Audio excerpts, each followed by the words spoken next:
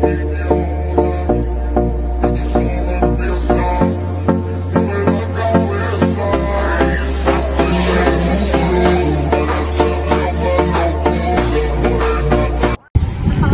warahmatullahi wabarakatuh.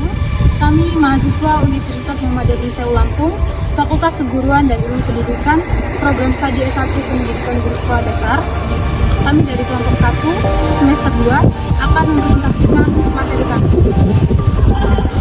Video ini dibuat untuk menyelesaikan salah satu tugas mata kuliah kewarganegaraan, yaitu menganalisis buku yang berjudul Teori Negara Kesatuan dengan dosen pengampu Bapak Fatahillah SH MPD.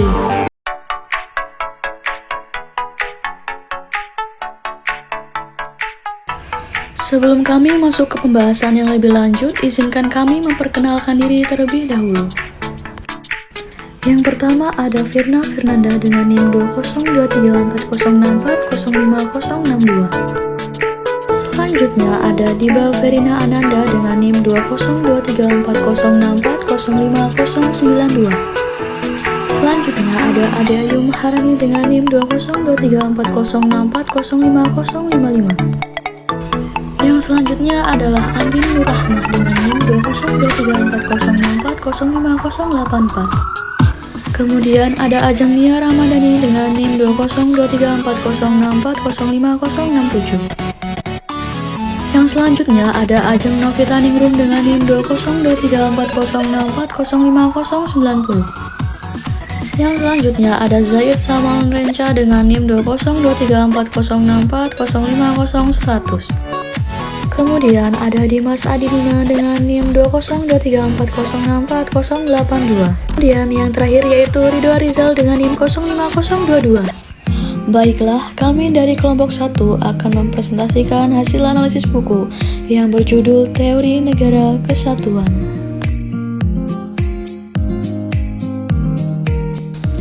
Identitas buku.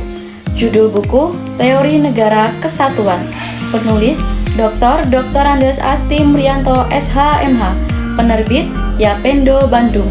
Cetakan pertama, jumlah halaman 244 halaman, tahun terbit 2006, tempat terbit Kota Bandung.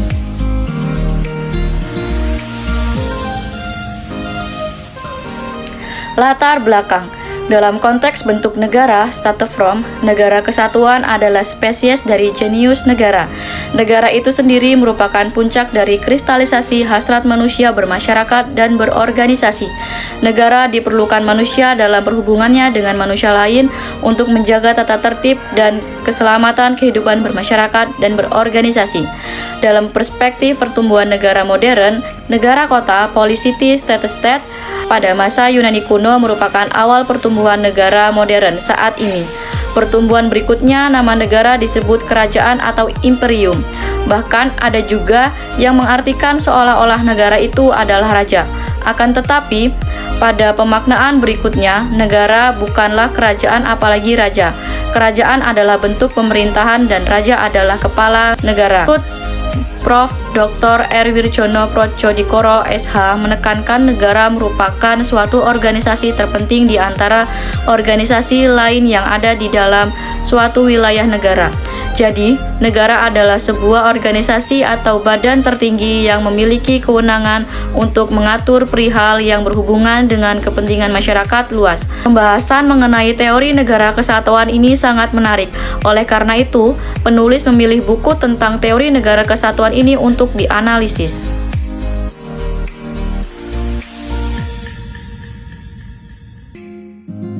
Bab 1. Istilah negara kesatuan.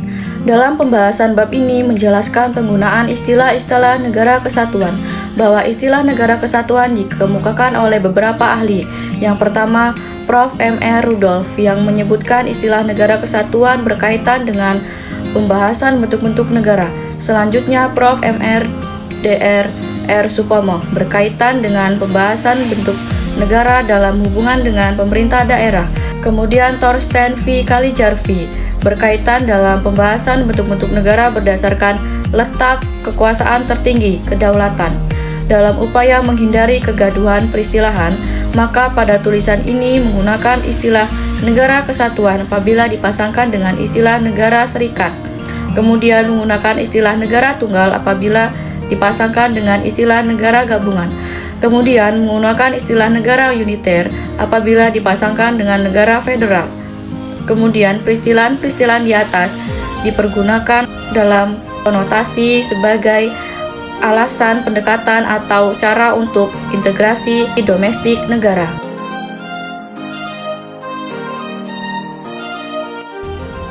Bab 2. Asal mula negara kesatuan. Dalam bab ini membahas tentang asal mula negara kesatuan. Thorsten V. Kalijervi memunculkan istilah negara kesatuan atau negara dengan sentralisasi kekuasaan yang berpasangan dengan istilah negara federal atau negara dengan desentralisasi kekuasaan. Pengulangan negara-negara ke dalam dua bentuk negara itu didasarkan pada letak kekuasaan tertinggi, kedaulatan pemerintahan suatu negara. Fred Isjawara SH-LLM dalam membahas bentuk kenegaraan menampilkan tiga bentuk kenegaraan dengan menggunakan istilah-istilah, yaitu negara kesatuan, negara serikat, dan negara konfederal. Dari sejumlah istilah negara kesatuan tersebut menunjukkan semula negara kesatuan ini dimaknai sebagai negara kesatuan dengan sentralisasi, sedangkan negara serikat dengan negara desentralisasi. Namun karena keadaan perkembangan dan kebutuhan, maka negara kesatuan mengadopsi asas desentralisasi. Jadilah negara kesatuan dengan desentralisasi sebagai lawan dari negara kesatuan dengan sentralisasi.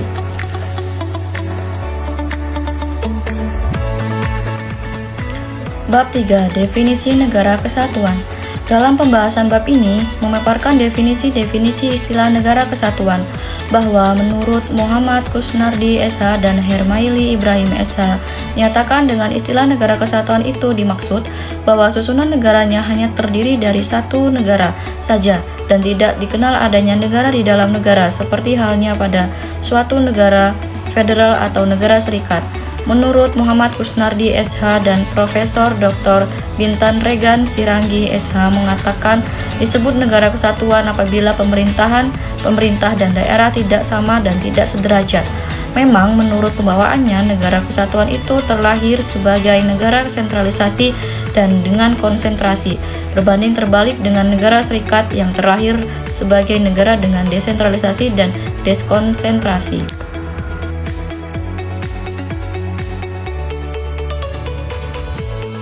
Bab 4. Sejarah Negara Kesatuan. Menurut perspektif sejarah, bentuk negara kesatuan dalam kenyataan bukanlah hal baru, karena sejumlah dari bentuk negara kota, polis, city-state, state pada zaman Yunani kuno pun terbentuk negara kesatuan. Akan tetapi, perjalanan negara kesatuan modern yang tertua telah muncul di Eropa seperti Inggris dan Prancis. Negara-negara nasional dari abad-abad yang lampau tidak dirangsang oleh nasionalisme seluruh lapisan rakyat, melainkan lebih merupakan milik eksklusif dari segolongan kecil orang, yakni kaum inteligensia bangsa itu ataupun para bangsawannya. Negara nasional yang betul-betul nasional baru terbentuk pertama kali dalam abad ke-18, yaitu tatkala Ancien Regime ditumbangkan oleh rakyat Prancis. Negara nasional dari abad-abad sebelumnya merupakan negara kerajaan mutlak yang dipribadikan oleh raja, bukan rakyat. Suatu negara dapat dianggap murni nasional apabila pembentukannya dirangsang oleh suatu kesadaran nasional yang demokratis. Hanya apabila rakyat turut serta dalam urusan-urusan negara, maka negara menjadi negara nasional. Bab 5. Perkembangan Negara Kesatuan. Sir John A.R. Marriott mengelompokkan bentuk-bentuk pemerintahan. Bentuk pemerintahan dari negara-negara modern dapat digolongkan berdasarkan konstitusi negara-negara itu. Menurutnya, dengan penggolongan itu dapat menempatkan bentuk-bentuk pemerintahan dari negara-negara modern. A.A. Padorai di samping membahas bentuk pemerintahan, beliau juga membahas bentuk-bentuk negara. Beliau mengadakan penggolongan negara-negara atas dasar bentuk pemerintahan, atas dasar tujuan negara, dan atas dasar hakikat negara. Beliau mendasarkannya atas dua kriteria, yaitu lingkungan kerja negara dan sifat organisasi politik. Berdasarkan sifat organisasi politik, antara lain menurut sifat negara yang membedakan negara-negara ke dalam negara kesatuan dan negara federal. Dari uraian di atas menunjukkan bahwa penggolongan bentuk negara sampai saat ini terdiri atas negara kesatuan dan negara serikat. Hal ini juga membuktikan bentuk negara kesatuan merupakan suatu bentuk negara yang usianya lebih tua dan juga lebih banyak dianut oleh negara-negara daripada bentuk negara serikat. Bab 6. Esensi negara kesatuan. Dilihat dari segi kedaulatannya, esensi negara kesatuan menurut Profesor Dr. Miriam Budiarjo MA, negara kesatuan ialah kedaulatannya tidak terbagi atau kekuasaan pemerintah pusat tidak dibatasi. Menurut pembawaannya, esensi negara kesatuan merupakan negara dengan sentralisasi kekuasaan. Sebaliknya, esensi negara serikat merupakan negara dengan desentralisasi kekuasaan.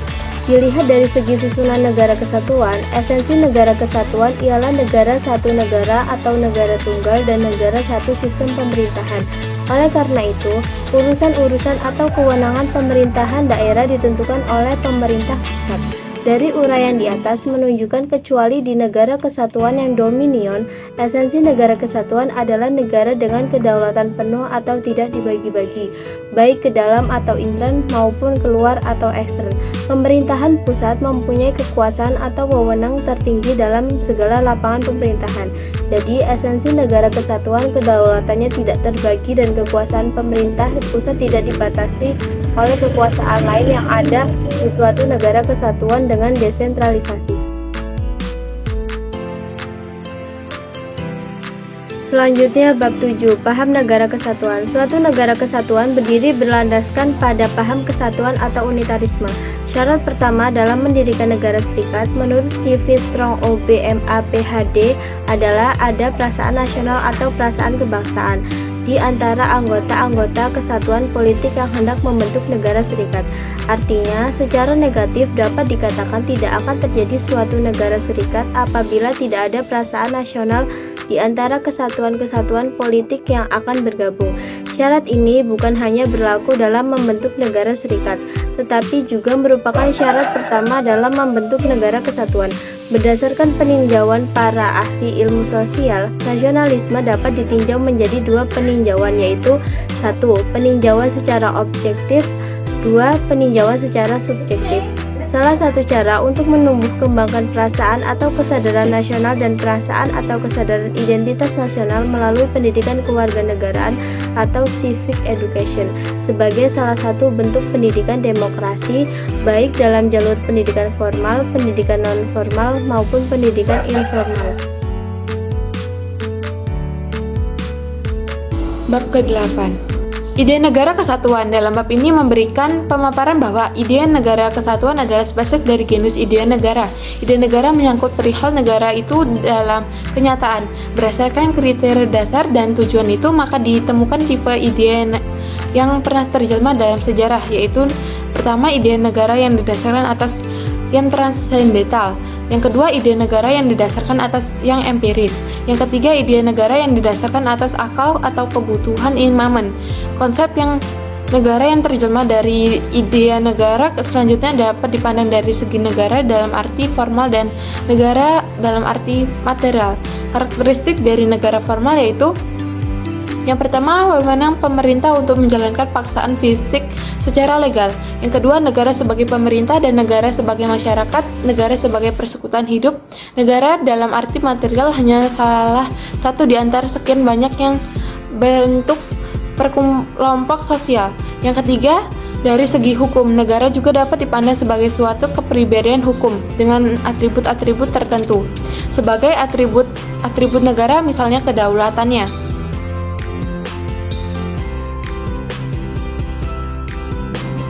Bab 9. Dasar negara kesatuan. Menurut Profesor Padmo Wajono, sarjana hukum, dilihat dari teori yuridis, Hans Kelsen dengan pengikutnya Fedros dari Australia, mazhab Wina yang berperan sebagai monismus, yaitu segala sesuatu dapat dikembalikan kepada satu dasar atau norma, kaidah.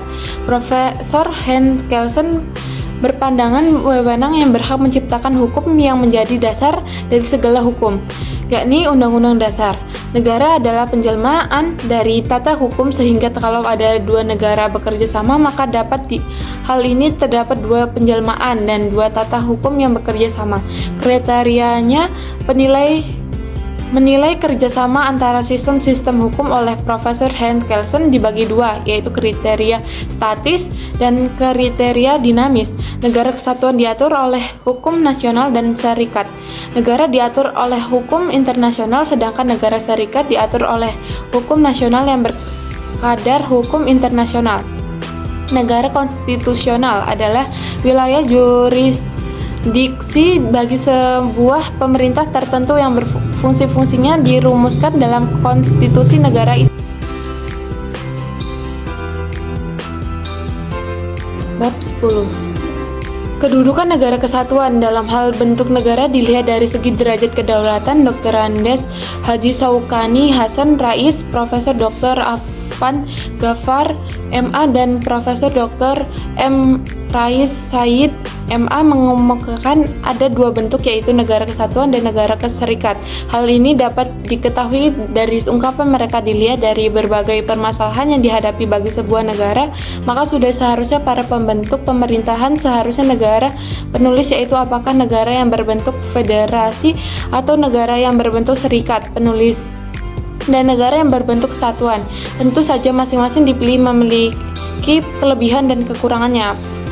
Fred Iswajar SH mengemukakan bentuk-bentuk negara, pengampunan dan persekutuan negara-negara serta perserikatan negara-negara atau bangsa-bangsa dalam membahas bentuk-bentuk negara. Beliau mengajukan dua bentuk negara, yaitu negara kesatuan dan negara serikat.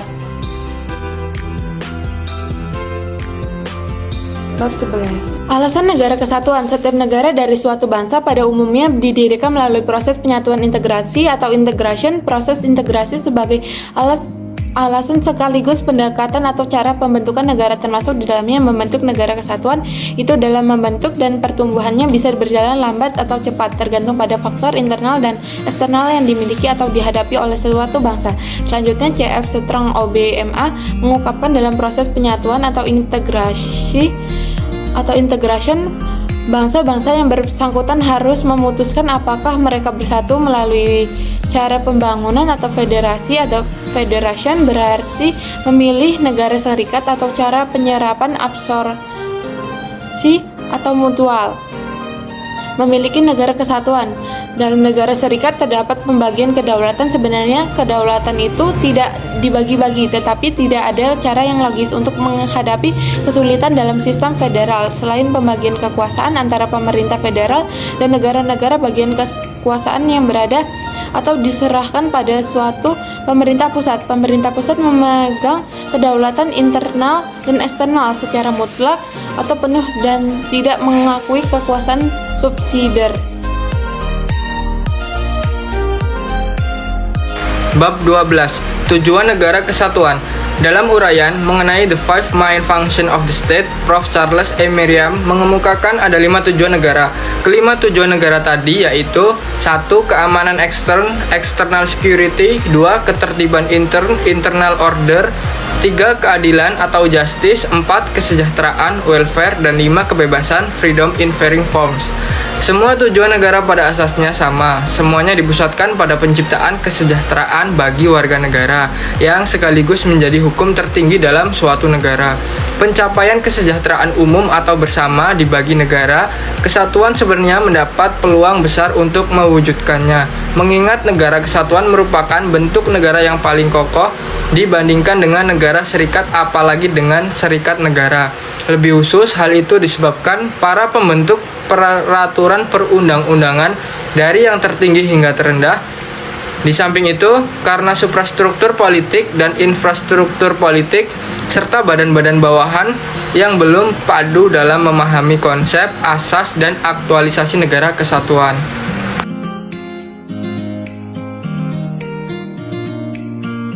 Selanjutnya yaitu asas negara kesatuan. Asas teknis negara kesatuan dikelompokkan ke dalam 2 kelompok, yaitu asas sentralisasi dan asas konsentrasi. Yang pertama desentralisasi. Desentralisasi dapat dikelompokkan ke dalam 6 jenis desentralisasi, yaitu desentralisasi teritorial, politik, fungsional, kultural, teknis, dan kolaboratif. Yang kedua, otonomi daerah, yaitu wujud dari desentralisasi yang menyangkut hak, wewenang, dan kewajiban daerah otonom untuk mengatur dan mengurus sendiri urusan pemerintahan sesuai dengan peraturan perundang-undangan dalam wadah negara kesatuan dengan desentralisasi. Yang ketiga, daerah otonom. Daerah otonom ialah bentuk pemerintahan daerah dari kesatuan masyarakat hukum yang mempunyai batas-batas wilayah yang berwenang mengatur dan mengurus sendiri urusan pemerintahan. Yang keempat, sistem rumah tangga daerah. Terdapat 3 jenis sistem rumah tangga daerah, yaitu yang pertama sistem rumah tangga material, yang kedua sistem rumah tangga formal, dan yang ketiga sistem rumah tangga nyata. Yang kelima, otonomi daerah. Prinsip otonomi daerah dikelompokkan ke dalam 3 jenis prinsip otonomi daerah, yaitu yang pertama prinsip otonomi yang luas atau seluas-luasnya, yang kedua prinsip otonomi nyata, dan yang ketiga prinsip otonomi yang bertanggung jawab.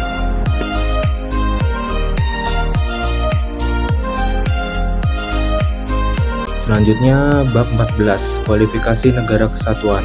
Kualifikasi negara kesatuan secara argumen contrario dapat diambil dari kualifikasi negara serikat seperti dikemukakan oleh Profesor Mr. Haji Muhammad Yamin.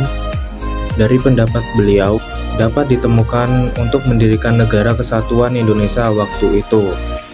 Tidak perlu membentuk negara-negara terlebih dulu seperti akan membentuk negara serikat. Oleh sebab itu, negara kesatuan itu adalah negara satu negara atau negara tunggal yang tidak membutuhkan adanya negara-negara seperti dalam membentuk negara serikat. Menurut C.F. Strong, dari tulisannya itu ada dua kualitas esensial yang dimiliki oleh negara kesatuan dengan desentralisasi penulis. Pertama, pada setiap negara kesatuan dengan desentralisasi penulis bertumpu pada supremasi parlemen pusat.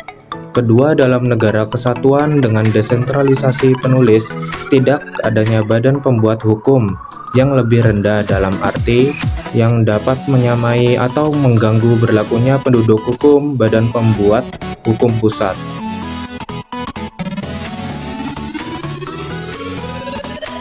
Selanjutnya, bab 15, karakteristik negara kesatuan. Sebagai suatu bentuk negara kesatuan mempunyai karakteristik tersendiri. Karakteristik kesatuan itu berpijak pada asumsi dasar pembentukannya. Negara serikat ditandai dengan beberapa karakteristik yang khas. C.F. Strong mencatat ada 3 karakteristik negara serikat, yaitu yang pertama, adanya supremasi konstitusi federal. Yang kedua, adanya pemencaran kekuasaan antara negara serikat dengan negara bagian. Yang ketiga, adanya suatu kekuasaan tertinggi yang bertugas menyelesaikan sengketa-sengketa yang mungkin timbul antara negara serikat dan negara bagian. Karakteristik di atas oleh C.F. Strong disebut karakteristik negara serikat kurang sepenuhnya tepat, karena karakteristik pertama dan kedua berlaku pula untuk negara kesatuan dengan desentralisasi. Supremasi konstitusi berlaku juga di negara kesatuan dengan desentralisasi.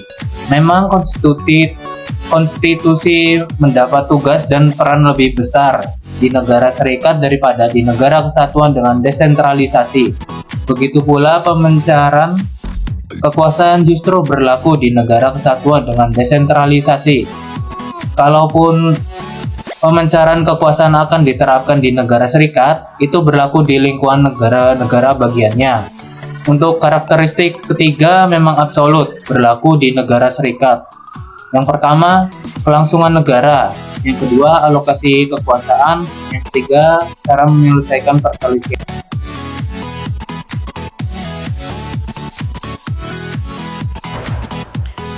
Selanjutnya yaitu bab 16, jenis dan macam negara kesatuan.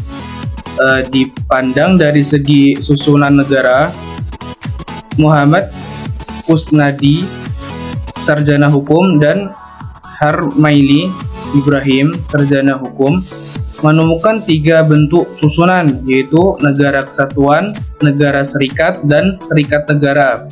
Penjelasan seperlunya mengenai jenis negara kesatuan dengan sentralisasi dan jenis negara kesatuan dengan desentralisasi dapat diikuti pada uraian berikut, yaitu yang pertama, jenis negara kesatuan dengan sentralisasi. Negara kesatuan dengan sentralisasi atau negara kesatuan yang murni ialah negara kesatuan yang didasarkan pada asas sentralisasi dan asas konsentralisasi sebagai pembawaan negara kesatuan. Yang kedua yaitu jenis negara kesatuan dengan desentralisasi. Negara kesatuan dengan desentralisasi ialah negara kesatuan yang mengadaptasi dan memandukan asas desentralisasi dan asas dekonsentrasi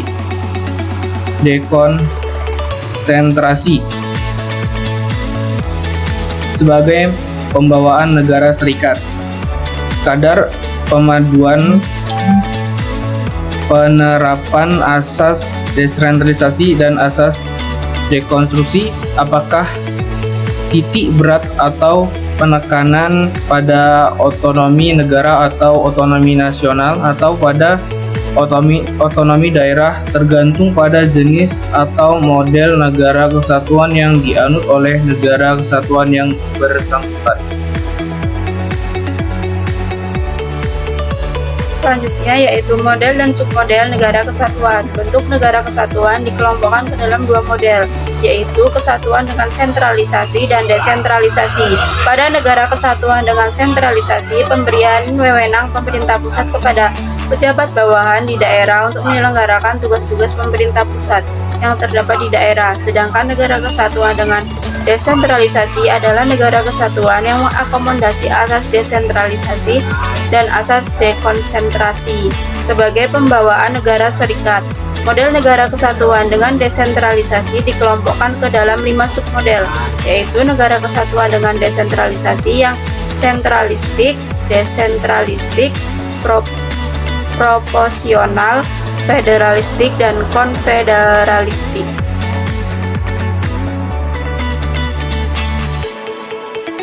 Pola otonomi daerah negara kesatuan. Negara kesatuan menerapkan 2 pola penerapan asas, sentralisasi dan konsentrasi untuk negara kesatuan sentralisasi, serta desentralisasi dan konsentrasi untuk negara kesatuan desentralisasi.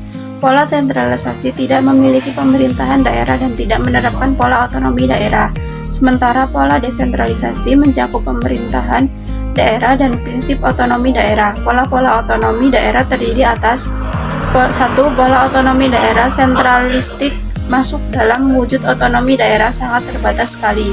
2. Pola otonomi daerah desentralistik masuk ke dalam wujud otonomi daerah luas. 3. Pola otonomi daerah proporsional untuk masuk ke dalam wujud otonomi daerah proporsional, yang artinya kewenangan yang dimiliki oleh pemerintahan daerah dan kewenangan yang dimiliki oleh pemerintah pusat proporsional. 4. Pola otonomi daerah federalistik masuk ke dalam wujud otonomi daerah sangat luas atau sangat luas sekali. 5. Pola otonomi daerah konfederalistik masuk ke dalam wujud otonomi daerah sangat-sangat luas sekali.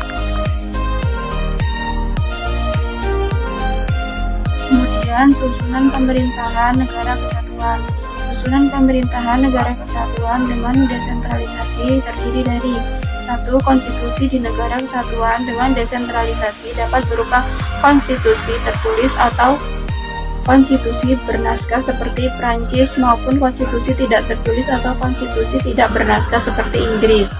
2. Pemerintah pusat di negara kesatuan dengan desentralisasi yang di dalamnya terdapat lembaga legislatif, lembaga eksekutif, dan lembaga yudikatif yang bersifat otonom. 3. Di bawah pemerintah pusat di negara kesatuan dengan desentralisasi terdapat pemerintah regional dan lokal. 4. Pemerintah pusat di Negara kesatuan dengan desentralisasi memberikan kewenangan kepada pemerintah regional dan lokal seraya pemerintahan regional dan lokal bertanggung jawab kepada pemerintah pusat.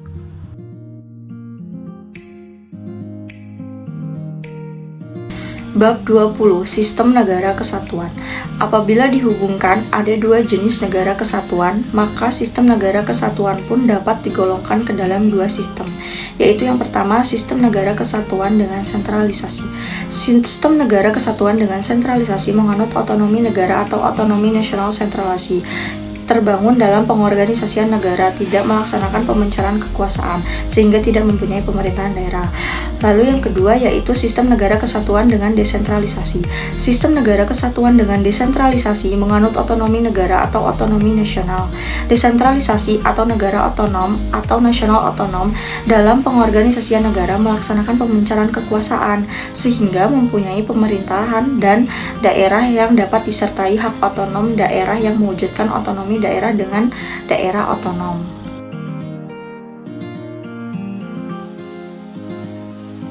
Kewenangan negara kesatuan. Mengenai kewenangan negara kesatuan terdiri atas kewenangan negara kesatuan dengan sentralisasi.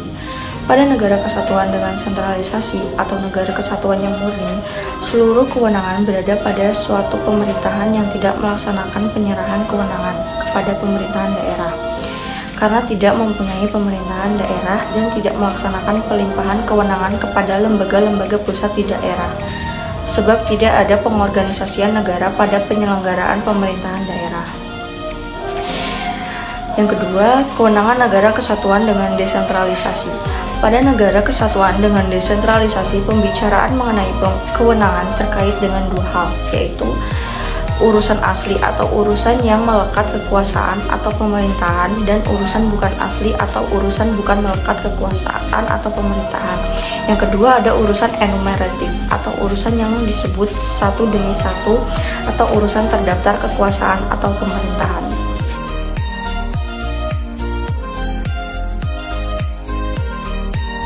Kesimpulan. 1. Dalam negara kesatuan tidak ada negara atau negara bagian di dalamnya. 2. Negara kesatuan dapat berbentuk sentralisasi atau desentralisasi. Yang ketiga, dalam negara kesatuan dengan desentralisasi, wewenang badan pembentuk undang-undang pusat ditetapkan dalam konstitusi, sedangkan dalam negara serikat, wewenang pembentuk undang-undang federal diperinci dalam konstitusi federal. 4. Dalam negara kesatuan dengan desentralisasi, pembentukan undang-undang pusat menetapkan organisasi daerah-daerah bagian, sedangkan dalam negara serikat, negara bagian menentukan organisasi negara bagian sendiri. Yang kelima, negara memiliki kedaulatan penuh bagi keluar maupun ke dalam, sedangkan negara serikat memiliki kedaulatan terbagi ke dalam. 6. Dalam negara kesatuan dengan desentralisasi, otonomi daerah terbatas tergantung pada penyerahan wewenang pemerintahan dari pusat kepada daerah. Sedangkan otonomi negara bagian dalam negara serikat hampir penuh kecuali sedikit wewenang yang diserahkan ke pemerintahan federal. Selanjutnya komentar.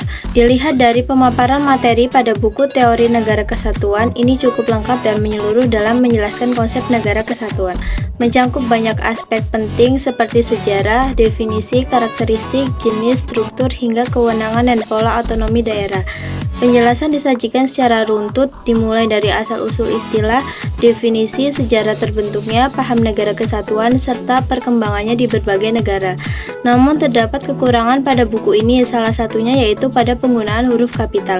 Pada aturan penulisan yang umum, hanya huruf pertama di awal paragraf yang seharusnya ditulis dengan huruf kapital. Sementara kata-kata lainnya ditulis dengan huruf kecil kecuali untuk nama diri, seperti pada pendahuluan halaman 1 paragraf pertama pada kalimat dalam yang seharusnya huruf kapital hanya pada huruf D saja seperti dalam. Kemudian karena buku ini adalah buku berisikan tentang teori-teori, gaya penulisan penulis terlalu akademis dan kaku, sehingga membuat buku ini terasa kurang menarik dan sulit dicerna oleh pembaca umum. Setelah itu, adanya pengulangan kata, frasa, atau kalimat yang sama secara berlebihan dapat membuat teks terasa membosankan dan kurang efisien dalam menyampaikan informasi.